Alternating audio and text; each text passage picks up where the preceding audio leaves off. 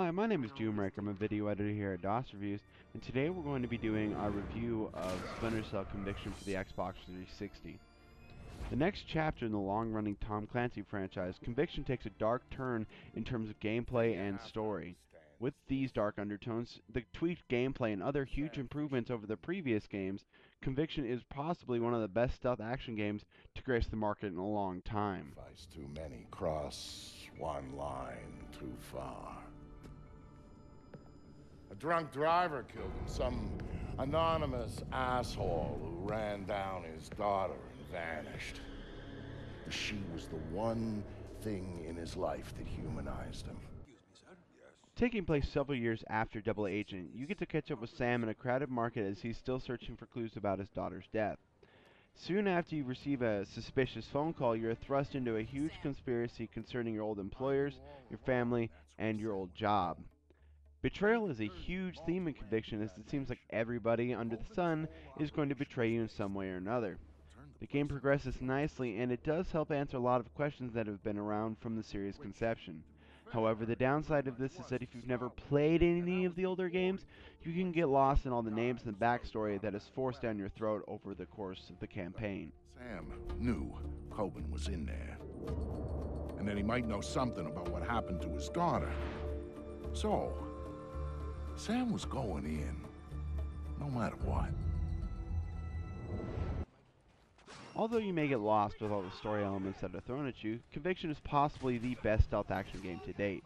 Taking many things from other games and the original Splinter Cell games, Conviction's stealth mechanics combined with the new tweak shooting and cover mechanics make you feel like you're Jason Bourne than a slow-moving old man in the shadows. For example, when you go into stealth, the picture goes black and white instead of having a meter on the right to keep track of. This does pull you into the game and keeps you more immersed. However, the stealth is way too powerful, as you can sneak past anybody, even in the smallest shadows, and get up behind them and take them out before they can do anything to you.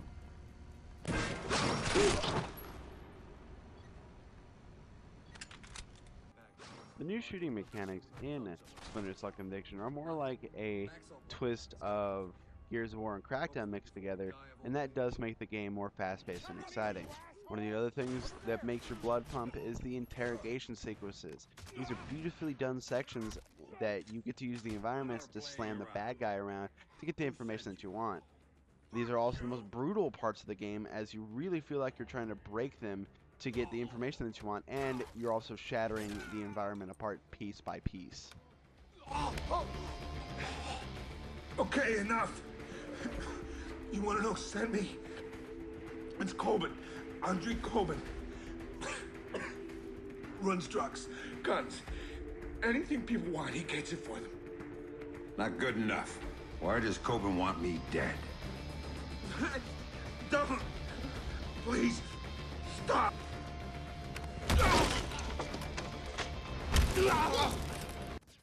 Now, some of the better features that were added along with the previous features are the last known position and mark and execute. Last known position is where when you get spotted by an enemy, you duck into cover and a silhouette of where you last were appears and all your enemies think that you're there, which makes them go and fire at you, run up to you, all that kind of stuff, which is great if you want to sneak around them or if you want to set traps with explosives or grenades.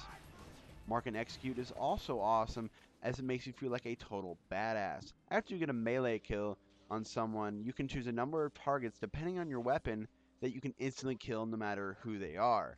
This is a great tactic that if you're outnumbered and want to dispatch a bunch of guys really quickly. However, the game does have some issues that if you start an execute before someone walks around a corner, it'll still hit them even if they're behind a solid wall.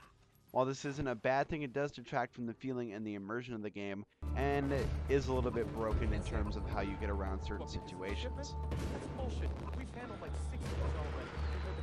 They're very serious about this one. Maybe they know the Splinter. The way he's doing powder.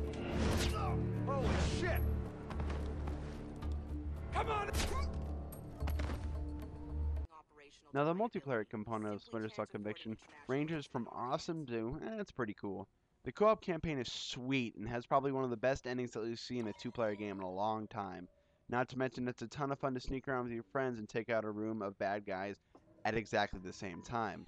The other modes like Hunter and Infiltration are just the same as the co-op missions, except for by yourself and a little bit more restricted. As Hunter, you just run around and kill enemies. If you get spotted, you have to kill more. And Infiltration, if you get spotted once, you gotta start all the way back at the beginning. However, online is plagued with tons of lag issues at this time, and it is ridiculous as a lot of times you can lose issues from lag, especially if you're playing with another player.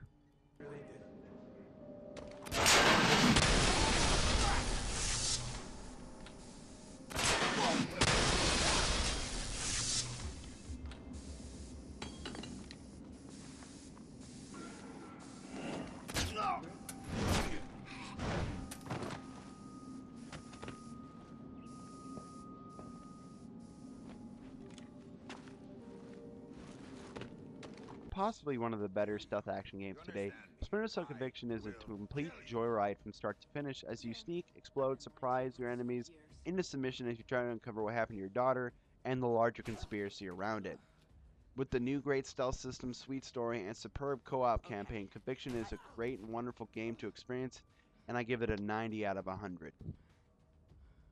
And if you'd like to check out any more of our other reviews, previews, or news features, head on over to DOSReviews.com to check out all the stuff that we have to offer. And you can also see our sponsors at DOS Cheap to see any great deals on stuff like controllers, games, and accessories.